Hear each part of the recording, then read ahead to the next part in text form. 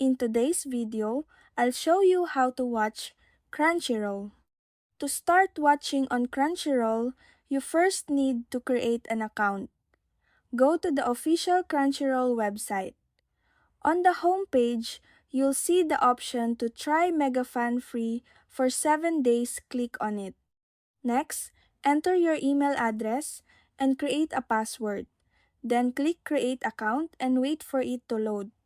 After that, you'll need to choose and enter your payment information. If you select credit or debit card, simply enter your card details and make sure everything is correct. Once done, click Finish Checkout to complete the process. After completing checkout, you'll be redirected to the home page where you can start watching anime right away. Just select any series you like, click on it, then press Start Watching, and you'll be taken to the watching page. And that's it! That's how you watch Crunchyroll.